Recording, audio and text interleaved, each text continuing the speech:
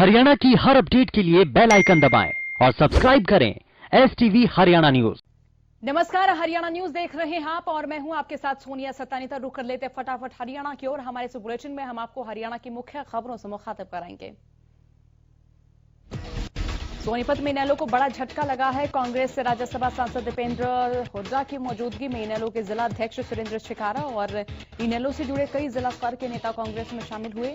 सांसद दीपेंद्र हुड्डा ने सीएम मनोहर लाल पर जमकर निशाना साधा और साथ ही उन्होंने हरियाणा में भी विधानसभा का आपातकालीन सत्र बुलाने की मांग करते हुए कहा कि किसानों को न्याय मिलना चाहिए।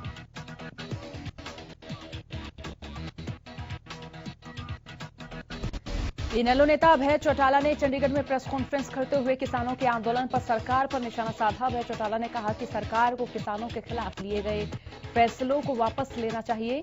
किसानों का विरोध प्रदर्शन इतनी ठंड में भी चल रहा है। वहीं अभय चौटाला ने सरकार पर हरियाणा और पंजाब के लोगों को अलग करने की कोशिश का भी आरोप लगाया। साथ ही उन्होंने सरकार के SYL के उपवास पर भी निशाना साधा।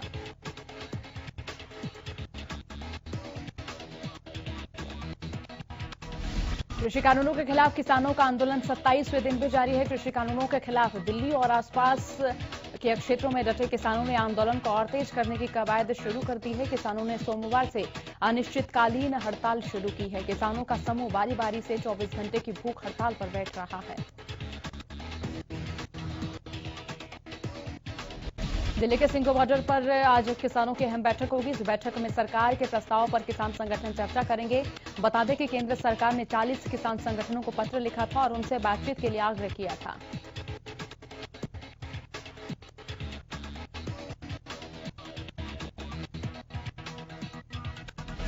पांच दौर की बैठक विफल रहने के बाद सरकार ने प्रदर्शन कर रहे किसानों से अगले दौर की बातचीत के लिए तारीख तय करने को कहा।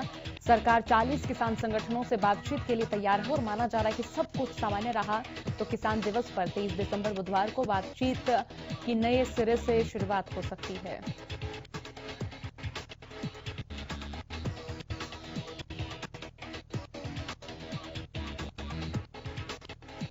गोवाना से किसानों का जत्था सिंघू बॉर्डर के लिए रवाना हुआ, जिसमें महिलाओं ने भी बढ़ चढ़कर हिस्सा लिया। हरियाणवी वेशभूषा के साथ महिलाओं ने नाच गाकर विरोध जताया और साथ ही सरकार के खिलाफ जमकर नारेबाजी की।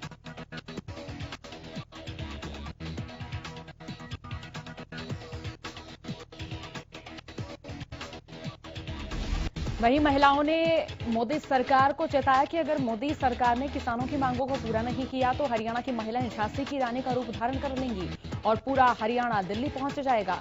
किसान महिलाओं की ये मांग है कि उनके किसान नेताओं से सरकार बातचीत करे और समाधान निकाले, नहीं तो यह आंदोलन और भी तेज होगा।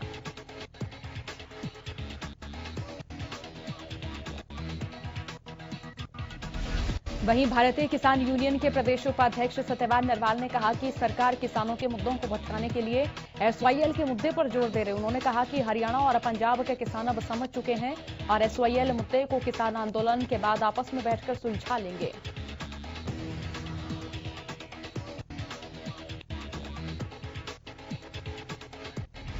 तीन कृषि कानूनों को लेकर किसानों का प्रदर्शन 27वें दिन में प्रवेश कर गया है। किसान दिन प्रतिदिन प्रदर्शन और तेज करते जा रहे हैं। रतिया में किसानों ने जहां कल रिलायंस के पेट्रोल पंप को बंद कर अनिश्चितकालीन धरना दिया था।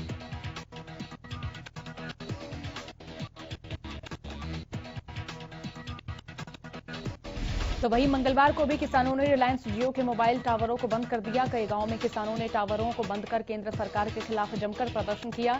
उन्होंने सरकार को चेतावनी दी कि जब तक केंद्र सरकार तीनों कृषि कानूनों को रद्द नहीं करती, उनका प्रदर्शन आगे और भी बढ़ता जाएगा।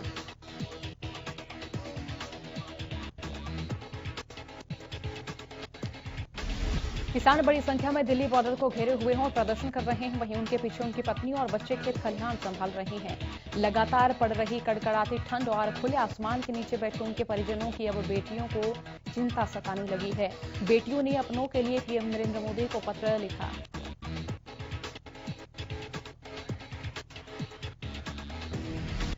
चिट्ठी में पीएम मोदी से कहा गया कि पीएम किसानों की बातें सुने और उन्हें हक दे दें। चिट्ठी के माध्यम से किसानों की बेटियों ने कहा कि पीएम सर, आप तो हमेशा अपने मन की बात करते हैं, अब किसानों के मन की बात भी सुने। आज किसान उनसे कुछ मांग रहे हैं। चिट्ठी लिखने वाली बेटियों ने लिखा है कि उनके अपने ठिठुरती ठंड में खुले आसमान के नीचे संघर्ष कर रहे हैं, मगर सरकार उनकी बात नहीं सुन रही है।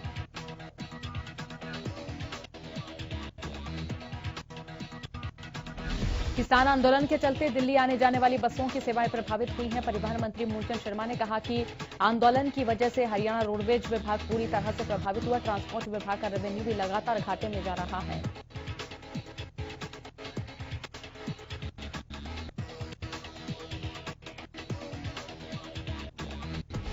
मूलचंद शर्मा ने कहा कि देश या प्रदेश में कोई भी आंदोलन हो, इसका सबसे पहले प्रभाव ट्रांसपोर्ट पर पड़ता है। पहले कोरोना की वजह से और अब किसान आंदोलन की वजह से परिवहन विभाग को नुकसान हो रहा है।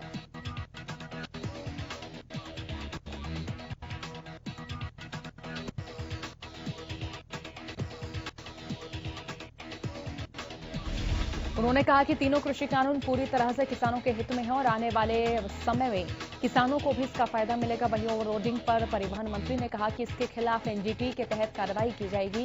पिछले 1.5 महीने में ओवरलोडिंग के खिलाफ कार्रवाई से विभाग को करीब 12 करोड़ का रेवेन्यू मिला है।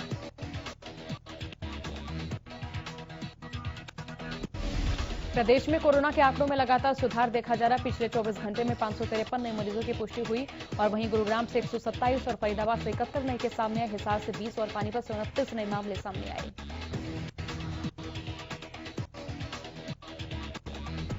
प्रदेश में 24 घंटे में 11 मरीजों की मौत के मामले सामने आए। इसी के साथ अब तक कुल 2832 कोरोना मरीजों की मौत हो चुकी है।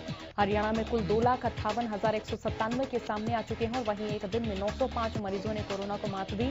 इसी के साथ अब तक कुल 2,49,000 से ज्यादा मरीज ठीक हो चुके हैं।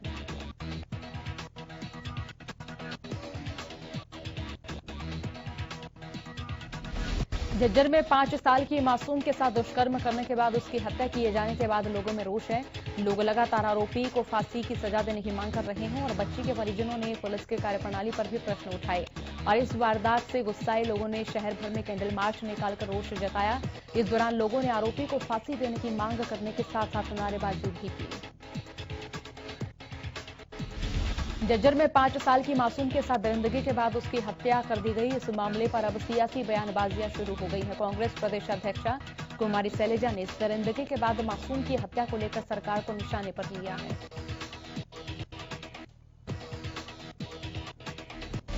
कुमारी शैलजा ने ट्वीट करके प्रदेश की कानून व्यवस्था पर प्रश्न उठाते हुए कहा कि हरियाणा में महाजंगल राज का माहौल है। कानून व्यवस्था बिगड़ती जा रही है और अपराधियों में किसी तरह का कोई भय ही नहीं है। शैलजा ने कहा कि इस मामले में दोषी को सख्त से सख्त सजा मिलनी चाहिए। इसके साथ ही लापरवाह पुलिसकर्मियों पर भी तुरंत कार्रवाई होनी चाहिए। अंबाला के जिला उपायुक्त कार्यालय के बाहर कई महीनों से वेतन नहीं मिलने पर आंगनबाड़ी वर्कर्स ने धरना प्रदर्शन शुरू किया।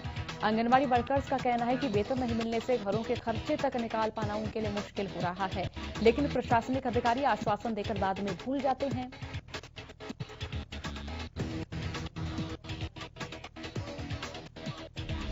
वहीं धरना स्थल पर मौजूद district programming officer Baljit Kaur ने कहा कि आंगनबाड़ी वर्कर्स का कई महीनों से वेतन अटका पड़ा है। इसके अलावा उनका खुद का वेतन भी नहीं मिल रहा है, जिसके चलते अधिकारियों की ओर से आगामी शुक्रवार तक वेतन दिए जाने का आश्वासन दिया गया।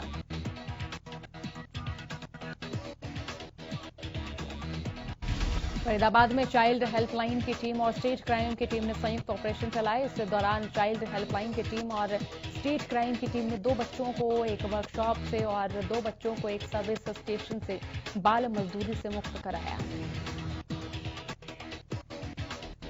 दरअसल चाइल्ड हेल्पलाइन की टीम को 1098 पर सूचना मिली थी, जिसके बाद स्टेट क्राइम की टीम के साथ मिलकर ये ऑपरेशन चलाया गया।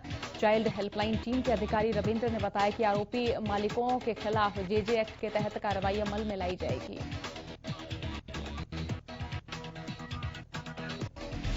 कैथल के गांव प्यौदा के सतबीर गिल युवा किसान युवाओं के लिए प्रेरणा स्रोत बने हुए हैं। सतबीर गिल अपने गांव प्यौदा में जैविक अमरूद, नींबू, बेर, किन्नू, संतरा जैसे फलों की बागवानी कर रहे हैं और अच्छा मुनाफा कमा रहे हैं। उनका कहना है कि जैविक फल स्वास्थ्य के लिए लाभदायक हो और इनसे शरीर का पोषण अच्छा होता है और अधिक खर्चा भी नहीं होता। उन्होंने बताया कि बागवानी में ज्यादा मेहनत नहीं होती। जो युवा खेतीबाड़ी से दूर जा रहे हैं और अपनी जमीनों को ठेकों पर दे रहे हैं, इससे अच्छा है कि वो अच्छे फल फ्रूट की बागवानी करें। आज के वक्त में जैविक फलों की, सब्जियों की और अनाज की काफी डिमांड है। प्रशासन की ओर से सतबीर गिल को कई बार सम्मानित किया जा चुका है। सतबीर गिल के बाग के अमरूद पूरे हरियाणा में प्रसिद्ध हैं और इनकी मिठास के कारण ही खरीदार इनके बागों में ही इन्हें लेने पहुंच जाते हैं।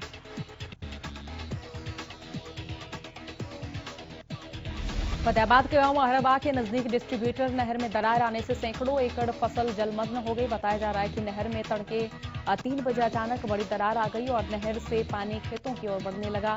किसान जब उठे तो सैकड़ों एकड़ गेहूं के खेत में पानी भरा हुआ था और खेत पानी से लबालब भरे हुए थे। पानी के बहाव को देखते हुए किसानों ने नहर के पानी को रोकने की कोशिश की, लेकिन तेज बहाव के आगे उनकी तमाम कोशिशें नाकाम नजर आई। सूचना मिलने पर प्रशासन की ओर से सहायता के लिए टीम भेजी गई। टीम के सदस्यों ने नहर में आई दरार को बंद करने और पानी के बहाव को रोकने का काम शुरू किया। उधर फसल जलमग्न होने से हुए नुकसान की भरपाई के लिए किसान प्रशासन से गुहार लगा रहे हैं। पानीपत में बीते दिनों एक शराब ठेकेदार की हत्या के मामले में पुलिस को कई अहम सुराग हाथ लगे हैं। इस मामले में पुलिस को सीसीटीवी फुटेज बरामद हुई, जिसमें साफ तौर पर पूरी वारदात कैद है। अब इस मामले में पुलिस सीसीटीवी के आधार पर जांच कर रही है।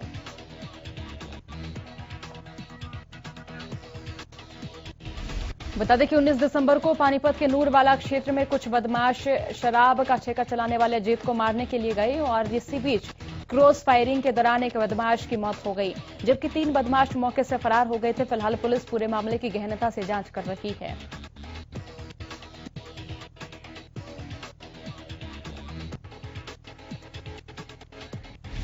बल्लभगढ़ के सेक्टर 3 में शिवा मेडिकल स्टोर पर स्वास्थ्य विभाग की टीम ने छापेमारी की। इस दौरान मेडिकल स्टोर के मालिक को एक महिला को गर्भपात की दवाई देते हुए स्वास्थ्य विभाग की टीम ने रंगे हाथों पकड़ा।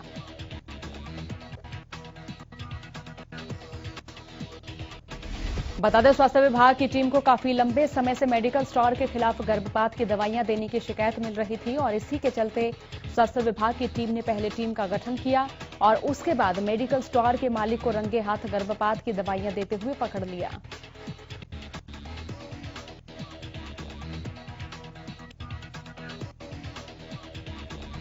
स्वास्थ्य विभाग की टीम ने मेडिकल स्टोर मालिक के खिलाफ स्टिंग ऑपरेशन किया, जिसमें स्वास्थ्य विभाग की टीम ने एक महिला को गर्भपात की दवाई लेने के लिए मेडिकल स्टोर पर भेजा और उसके बाद जैसे ही मेडिकल स्टोर मालिक ने महिला को गर्भपात की दवाइयां दी, ठीक वैसे ही स्वास्थ्य विभाग की टीम ने अधिकारियों ने स्टोर मालिक को रंगे हाथ पकड़ा।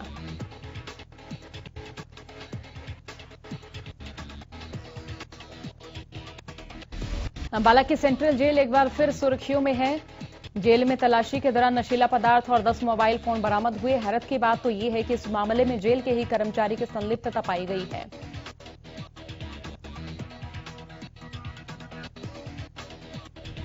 इस बात की जानकारी देते हुए अंबाला सेंट्रल जेल के अधीक्षक ने बताया कि जेल से लगभग 25 ग्राम अफीम और 10 मोबाइल फोन बरामद हुए हैं। उन्होंने बताया कि मामले में जेल का एक कर्मचारी शामिल पाया गया, जिसे सस्पेंड कर दिया गया है और 8 बंदियों के खिलाफ मामला दर्ज कर लिया गया है।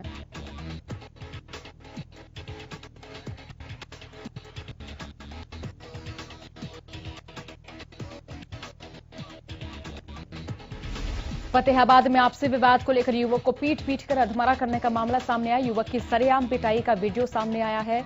बताया जा रहा है कि यह मारपीट का वीडियो 2 दिन पहले का है।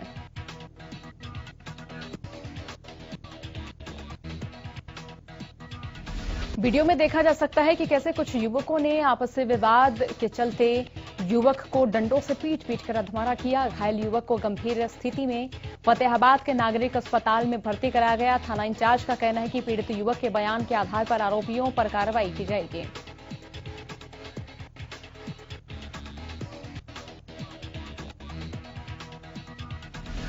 घर से निकलने वाले वेस्ट प्लास्टिक से सड़क तैयार करने की योजना को अमलीजामा पहना दिया गया है। 5 लाख का टेंडर ओपन कर एजेंसी को काम दे दिया गया। ये एजेंसी भिवानी के अलावा नारनौल, चरखी दादरी, सिरसा, हिसार और फतेहाबाद में सरकारी एजेंसियों के माध्यम से प्लास्टिक की खरीद करेगी और उसको 37 का रेट दिया गया है।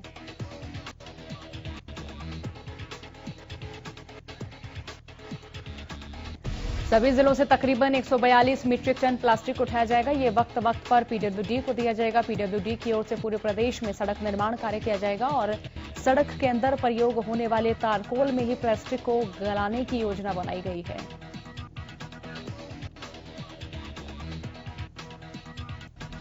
इसको लेकर प्रोजेक्ट तैयार किया गया है। शहर और गांव से निकलने वाले वेस्ट प्लास्टिक को एक एजेंसी के माध्यम से उठाकर उसे पीडब्ल्यूडी तक पहुंचाया जाएगा। 7 जिलों में काम शुरू कर दिया गया है। ये एजेंसी जल्द काम शुरू करेगी।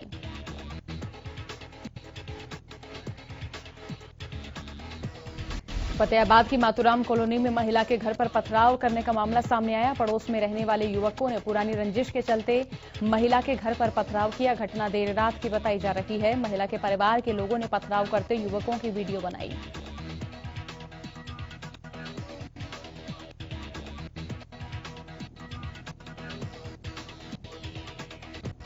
इस हादसे में महिला सतनामी देवी को भी चोट लगी, जिसके बाद उसे फतेहाबाद के नागरिक अस्पताल में भर्ती कराया। महिला ने बताया कि पुरानी रंजिश के चलते उसके पड़ोस में रहने वाले युवकों ने देर रात उसके घर के बाहर पथराव किया।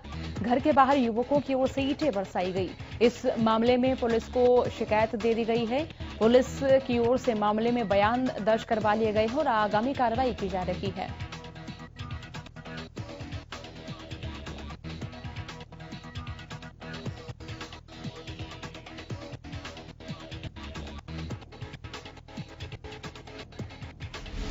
फतेहाबाद के वन्य जीव संरक्षित क्षेत्र गांव धांगड़ में एमपी रोही रोड पर खेतों में एक मादा मालवीय नीलगाय को गोली मार दी और शिकार करने की लाइव तस्वीरें सामने आई। नीलगाय को शिकारी की ओर से सिर में गोली मारी गई।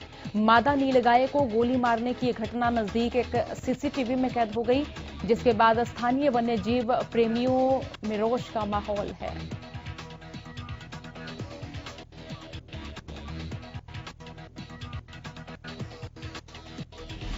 घटना की जानकारी मिलने पर देर शाम वाइल्ड लाइफ डिपार्टमेंट की टीम मौके पर पहुंची। इस घटना की जानकारी देते हुए वाइल्ड लाइफ डिपार्टमेंट के डिस्ट्रिक्ट इंस्पेक्टर जविंदर नेहरा ने बताया कि एक नीलगाय को गोली मारी गई है।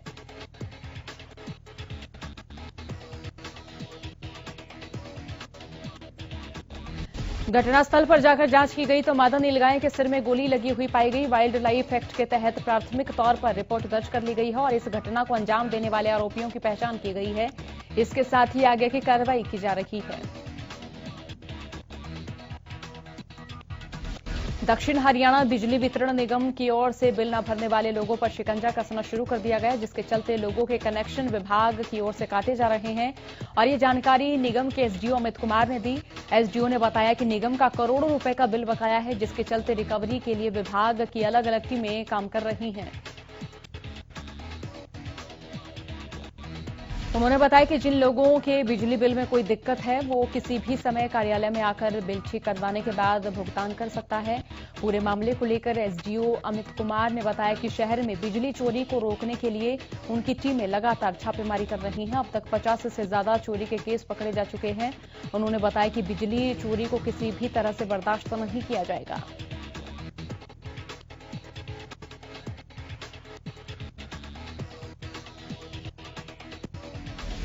भिवानी जिला प्रशासन ने सरकारी संपत्ति पर कब्जा करने वाले भूमाफियाओं के खिलाफ अभियान चलाया। इस अभियान के तहत जिला प्रशासन अवैध कब्जे किए हुए लोगों से जमीन से मुक्त करवाएगा और प्रशासन ने ये कहा है कि ये जो जमीन पर अतिक्रमण किया गया है वो ढाया जाए और इसके बाद में तमाम जो रिपोर्ट है वो प्रशासन को सौंपी जाए।